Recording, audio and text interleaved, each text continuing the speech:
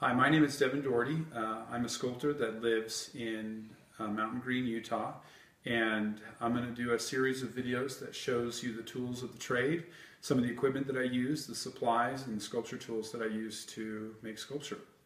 So on my first video here, we're going to talk about the stands that we use and the places where I do sculpture. I find that I do sculpture any chance I can get in my spare time, and so I want a sculpture stand that's portable. So I looked online and tried to find some sculpture stands that I thought would do a good job, and I found some nice ones, but they were all very expensive. So they were between $250, $300, even $500, and I didn't want to spend that kind of money. So what I did is I created my own sculpture stand right here, and I bought it with about $60 worth of materials from the hardware store. Mostly, the cost was mostly in the wood, and I just cut all the pieces to what I wanted, and I bolted them all together and polyurethane the whole thing, and it ended up turning out nice. It's got an adjustable height here, and it has wheels on it, casters, so that I can wheel it around wherever I go and wherever I want to do the sculptures. For smaller projects, I will use this turntable, and you can just put your sculpture up on there and turn it as you need to get the different angles of your sculpture. So sometimes, I'll typically buy an armature base and set it on here, and sometimes I'll just take the armature base and move it around with me and sculpt on the floor, on the table, or wherever it is I'd like to do my work. So that kind of explains how the stands and the various equipment I use to actually put my sculpture on. Hi, my name is Devin Doherty. I'm a sculptor based out of Mountain Green, Utah, and today I'm going to be talking about the different clays that I use to do my sculpture. Probably some of my favorite clays are going to be the oil-based clays. Oil-based clays are very smooth and they never harden, and the good kind of clays don't crack or anything else. I would stay away from the plastilina and like the Roma house stuff. It's sulfur-based. It kind of has a foul odor to it, which I don't like, and it definitely cracks as the clay ages. The nicer clays don't. So the first clay I'm going to talk about is this one here. This is it's made by a company called Sculpt, and this is called La Boutouche. And it's really a smooth clay. As you work it in your hands, it's fairly easy to push on. If it's cold, it'll get somewhat rigid, and you can actually use that to your advantage. You can actually cool down your clay. If it's during the wintertime, you can keep it outside or whatever, and as it cools off, it'll get more rigid and more firm. And so when you want to do your detail work, that's not a bad idea to cool it off. But as it warms up and you work it, it gets very soft and very smooth. And so La Boutouche is an excellent oil-based clay. So a little firmer than that is this JMac clay. This is JMac Tan, and it comes in different hardnesses. And this, I believe, is a 225 in hardness. And so it's a little firmer than La Boutouche. I really like it. I've made some really big sculptures with this stuff. So it builds up fairly well, but because it's harder, you'll end up, it takes more time to do the initial buildup, so you'll sometimes want to use a softer clay to do the initial buildup and then use the harder clay on the outside. A lot of artists, after a while, it gets all mixed together and it doesn't really matter. But anyways, this is a really good oil-based clay as well. If both of these clays are very well suited for doing molding and casting, if you want to cast in bronze or pewter or some other type of metal. So, but let's say if you don't have the money to do castings and to do moldings and all that stuff, and you just want to sculpt something, but you want it to be kind of in a finished product, there's two types of clays that I use. The first type is an epoxy-based clay, and an epoxy-based clay comes in two parts, just like this. And so they're very soft by themselves, but they're not meant to be sculpted like this. So what you do is you knead these together, and as you squish them together, knead them together, it will start a reaction in the clay, and it'll begin a process of hardening on its own. And then you have about 3 hours to work with it. And once it hardens up, you can sand it and file it and chisel it, grind it, and use other methods to work on it the way you'd like. So, but it's a good idea if you're going to use this clay to mix it in smaller amounts. It sticks to itself really easy. It's an epoxy-based clay, so you can just keep building it up and building it up. I've actually made one really large life-size dancer out of this stuff, and so it works really well. And because it's a finished product, at the end, you don't have to mold it or cast it or anything like that. So that's for the epoxy-based clays. And then also another type of clay I use is the polymer clay. The type I like to use is Super Sculpty Firm. It's really hard, and so this type of clay comes in 1 pound blocks. And this one I've been using it a little bit, but this type of clay, it's not as smooth. It's very hard. It's very difficult to manipulate. You can work it in your hands, and the more you work it in your hands, the softer it will become.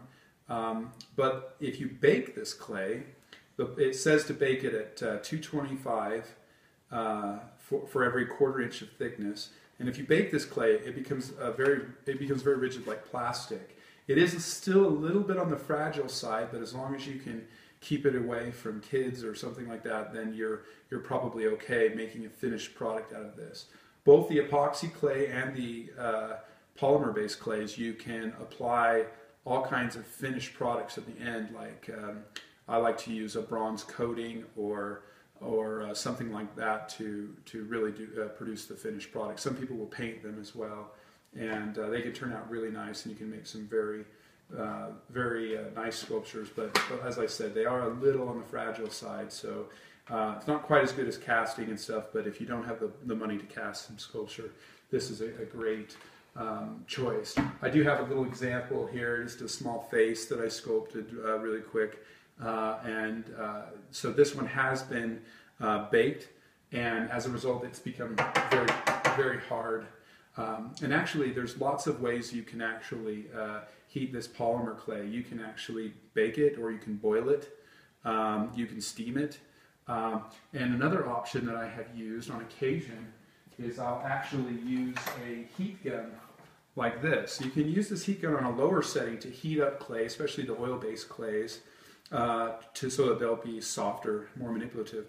This one has a temperature control on the back, and this one will actually go up to 1400 degrees, in which case you can burn all of these clays, so you don't want to get it up that high.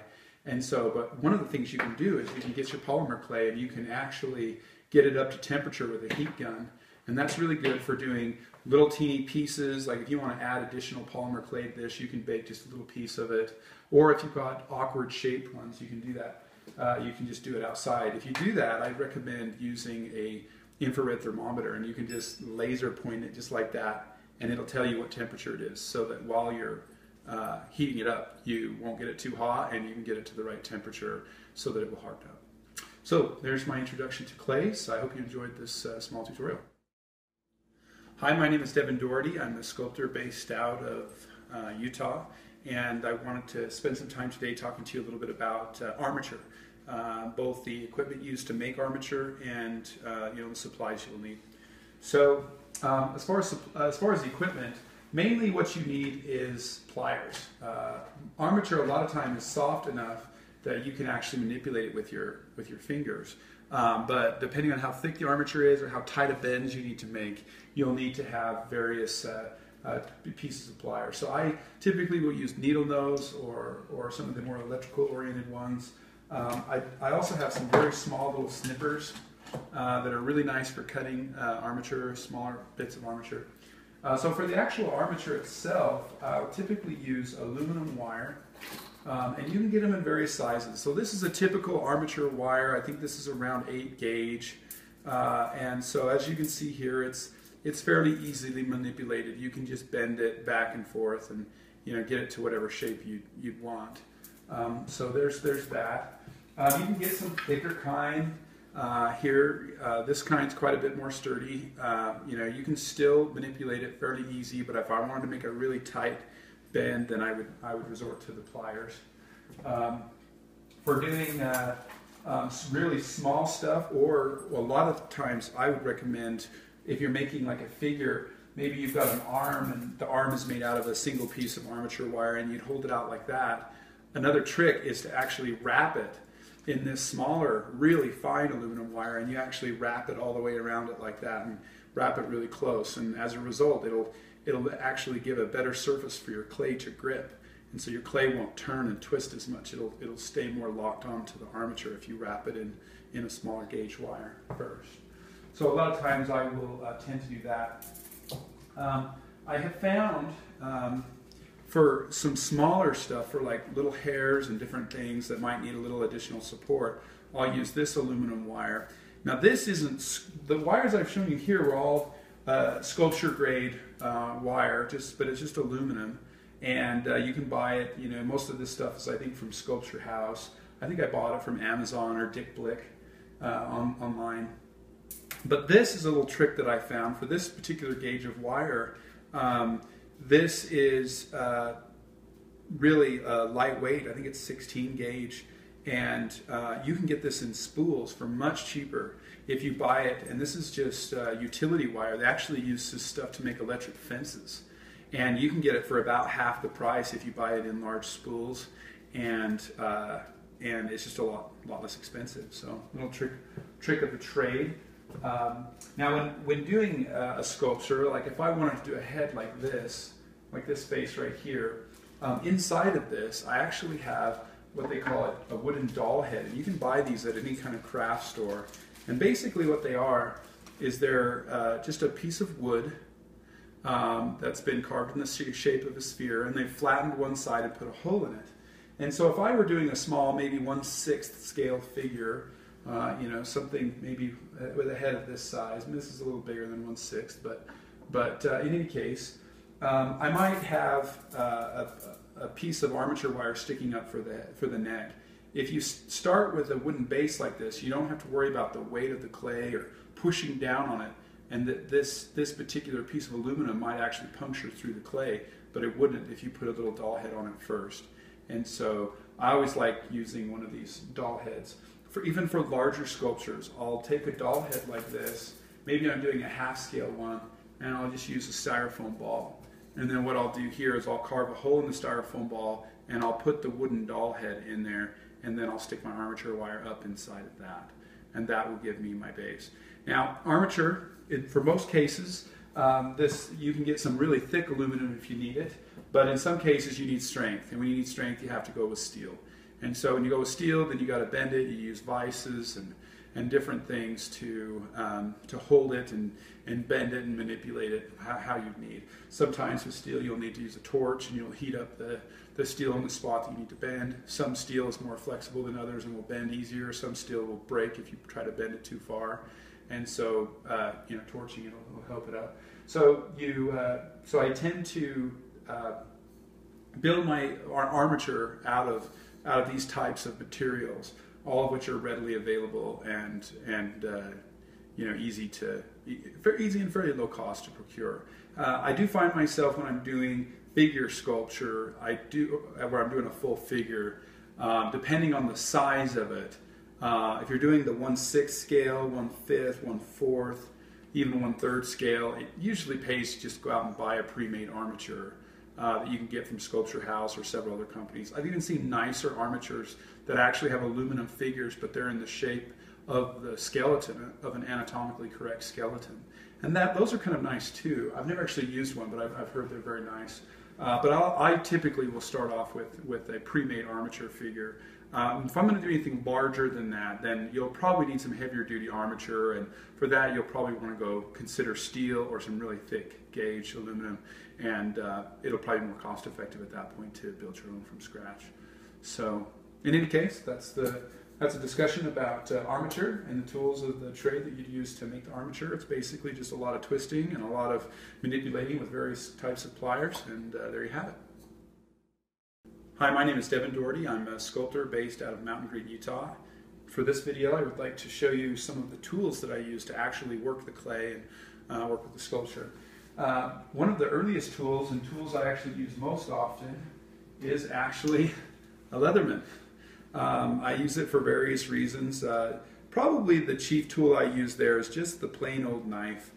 I'll use this to cut clay, and do some real basic shaping. Sometimes just a good old knife works best. I know that's a little rare. Not a lot of sculptors do that, but it's something I find myself doing quite a bit. For cutting clay, a lot of times I like to cut clay in small enough pieces that I can hold it in my hand. I can hold a long strip of clay in my hand and warm it up so that it's warmer and easier to manipulate while I'm sculpting. And so I'll use this circular tool. It's fairly sharp on one side, not sharp enough that it'd cut you, but sharp enough that it cuts through clay pretty easy. And for this one, I'll just grind out a piece of clay off of the chunk or bar or whatever I'm using, and then, like I said, I'll hold it in my hand while I'm using it. So that's almost exclusively what I use this particular type of tool for. As far as the actual manipulation of the clay, it kind of depends on what kind of clay I'm using.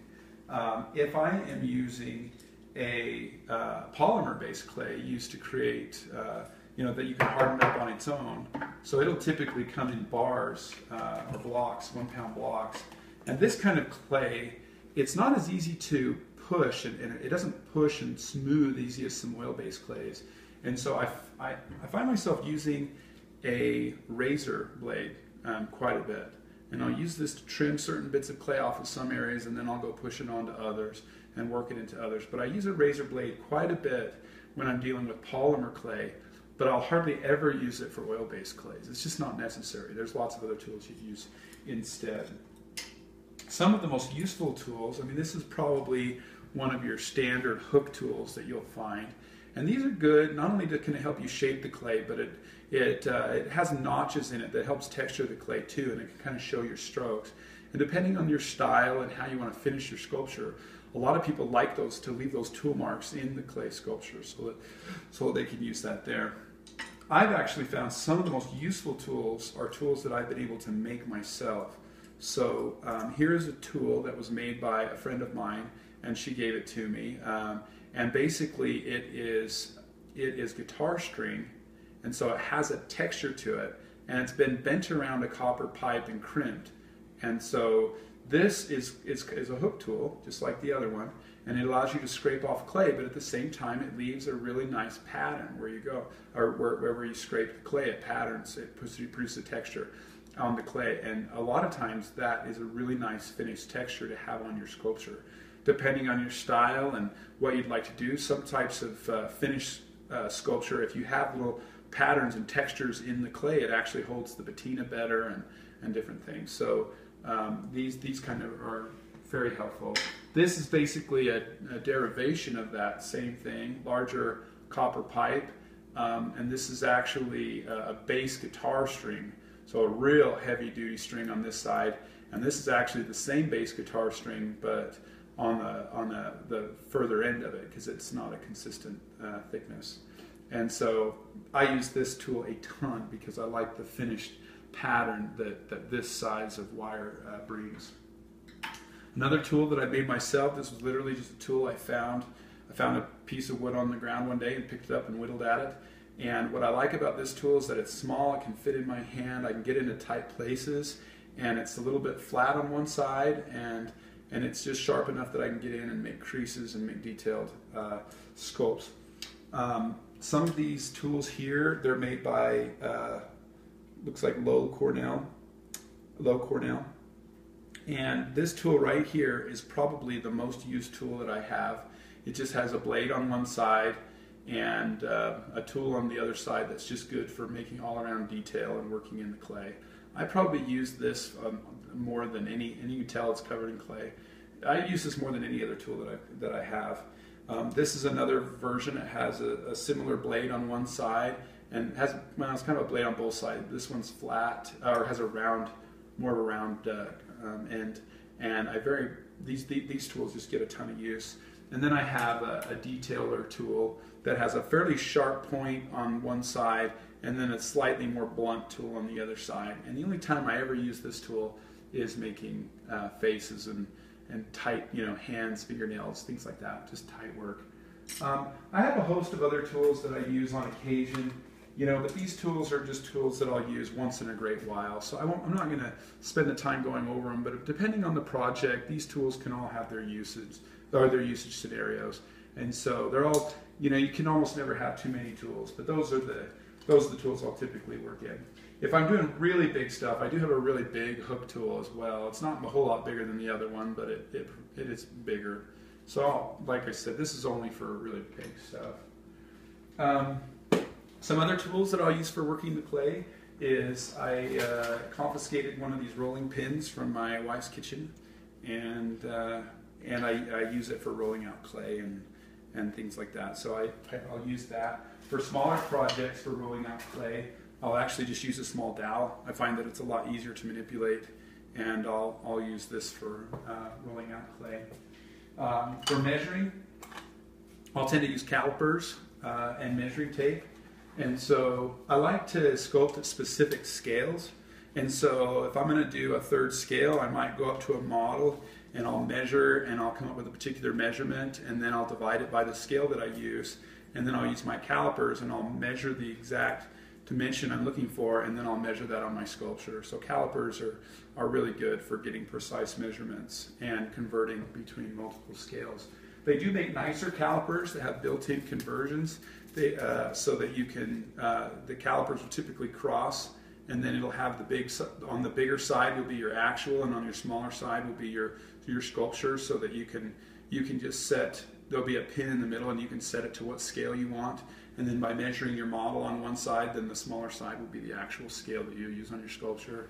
I haven't bought one of those calipers yet, but that'll be something, I'll ask for my birthday or something. So some other, maybe just one other tool that I'll tend to use on occasion is actually this tool right here. It's kind of a funny looking spider deal, but this will actually hold my iPhone, and it'll allow me to do time-lapse photography on my sculpture and things like that. So it's kind of fun, especially when you've got people that are interested in the process, and you can actually record video. So you literally just put your iPhone in there, and it's kind of spring-loaded. It just holds onto your iPhone, and then this allows you to just kind of set it up and aim it whatever direction you want. So I'll keep that in there. But that's it. So that's kind of a quick demonstration of the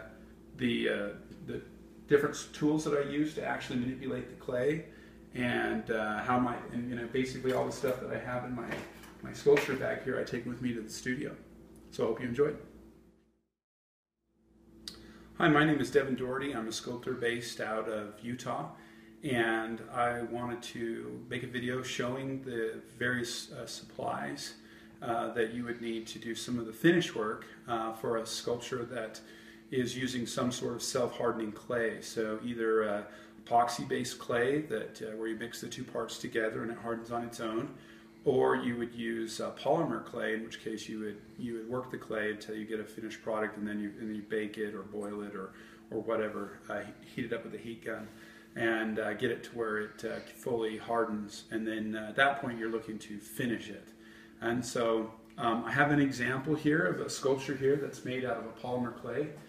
This sculpture here I call just wood nymph, and it's of a tree, and you can see how in the back it kind of has more of a tree look, and then the tree branches kind of morph into the hair of the wood nymph, and this sculpture was finished using the supplies and techniques that I'm going to show you here. So after you actually bake it, or harden it, this particular type of clay is just a solid gray. I have an example here of just a little head that's made out of also the polymer clay, and it's hard. It's been baked. And so if I wanted to make that look more like this, the first step that you would do is apply a metal coating to it. Now I haven't had any problems putting the metal coating directly on this. I'm not sure if the manufacturer would suggest that we use some sort of primer first. If you do, I do have there's companies called Sculpt, and I use this thing called Primate, and this would be a primer that I would use. But in this case, I've never had a problem with it bonding directly to there. And so what I would use here is called Sculpt bronze metal coating. Now they make two different recipes of the bronze coating. They make a B and a C. Now the difference is that the C has a hardener in it, more of a resin in it, and so it hardens much more hard, and you can actually really get after it with steel wool or even use a buffing wheel and buff it really good and really make the shine come out. So what this actually is it's real bronze powder, and then it's mixed with a binder, and in the C case, the hardener. And so after you apply this, you just coat it, and you can do that with either a paintbrush. I actually prefer to use a spray gun that I got from just a hardware store, and it's the type of spray gun that you'd use for auto body detailing. And I got it for like $30, and it just attaches to an air compressor, and you spray it on, and it does a great job of doing a nice even coat. So you'll put this bronze coating on, and then you'll let it cure. And after it's fully hard, you'll probably put 2 or 3 coats. And after it's fully hardened, you'd go back later, and then you'd really scrub it up with steel wool, and it scrapes off that outer layer of the acrylic binder that's mixed in with it, and maybe some of the resin, and so it exposes the metal flakes. And then after that, you can apply some sort of patina to it. Now, patina is a chemical that will, when applied to metal, will react with the metal and produce various colors and shades. I've got 2 patinas that I've used from Sculpt Novo. One of them is just a darkening patina. This will just cause it to darken up, especially in areas where it's got a heavier coating. So if you sprayed it on evenly in a sculpture, what you'll find is it'll darken the whole thing a little bit, but it'll tend to run and darken more, especially if you wipe it off. It'll tend to darken more in the cracks or crevices where it's left. So that's a good one. I also use this Tiffany green, and this Tiffany green will produce kind of a really old texture where with in the case of bronze, it'll make it turn various shades of green and maybe teal, and then it comes with a little spray applicator that you just stick in there and spray on there. So in any case, that's for the patina side of things. Now, what I was surprised to find out initially is that when you're working with bronze, a lot of times you'll finish it using various waxes. And so here is a brown wax. I also have a bigger black wax that I've used. And then I particularly like using the green waxes.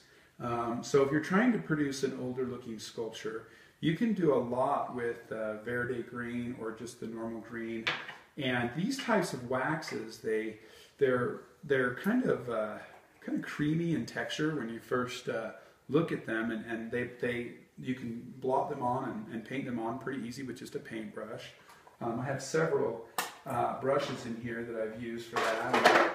Just kind of, here's one I've used with the green before. So, and these are just cheap, $1 craft brushes. But I've actually found, at least for the waxes, they don't really coat them very heavily if you just wipe them off really good. I found I can reuse them just fine, and it hasn't been any trouble. But the interesting thing about this wax is that after it fully cures, it fully dries, you can't get this stuff off. It's permanent, and so that's actually really nice. Now, the important thing after applying the wax is you'll wait a little bit of time for it to firm up a little bit, and then you'll typically take a cloth like this, and then you'll rub it over it real well, and you'll actually take off a good chunk of the wax, but you'll leave it. It'll stay in the cracks and the crevices in various areas. But more importantly, as you're rubbing it, depending on how long you let it cure, if you let it cure for a long time, then if you let it cure for too long, it's on there for good and you can't get any of it off. But if you let it cure for just the right amount of time, you'll take off all of the extra, but you'll still leave a nice thin film of wax on there. And as you're rubbing it, you can rub it and press really hard and aggressively, and it compresses the layers of wax and burnishes it so that it will actually make it shine and really come out strong. So it really makes it look nice. And then that wax actually forms a protective coating on the sculpture as well. So for this sculpture, I applied various waxes to the entire surface. I even got a piece of slate here on the bottom. This is just a slate tile I got at the hardware store for about $1.50 is all. And then I applied the same type of finishing techniques up here down on this piece of slate. And I got waxes in the cracks and the crevices of the slate. And the slate is naturally a little bit crumbly. And so with waxes all pushed inside of the layers, it actually hardened it up really hard, and it made it much more stable and much more durable. And so some of the effects I've applied on here, though, is using an interesting product made by Sculpt Nouveau, and it's called iridescent powder. This stuff is really interesting. It comes in several different shades, and I used quite a bit of it actually on this sculpture. I really wanted to have it sparkle just a little bit, and this iridescent blue powder, it's just a powder, but it really has some shine built into it. It's really highly reflective, and I just applied it with my finger. I'd touch a little bit in there, and then I'd rub it in areas where I wanted it to highlight or bring out the shine quite a bit. And you can also paintbrush it on, and it works really well. And when you first put it on, especially if you put it on over top of wax, it stays on pretty good. And yet, if you decide that you put it on and you want to take it off, you can get it off if you do it right away. And then finally, some of the final products that I use are just these protective lacquers to finish it off. So I've got two different kinds here. The spray applicators, it's just an aerosol can, and it actually produces a thin sheet as you spray it across, and it does a really good job, these spray cans. So I actually highly recommend using the spray. They do come in, you can buy it in jugs, and you can hook it up to a sprayer that you have, but I find that these cans work great. So I've got two different kinds. I've got a matte finish and a satin finish. So the only difference is that the matte will produce more of a duller look, and the satin a little shinier.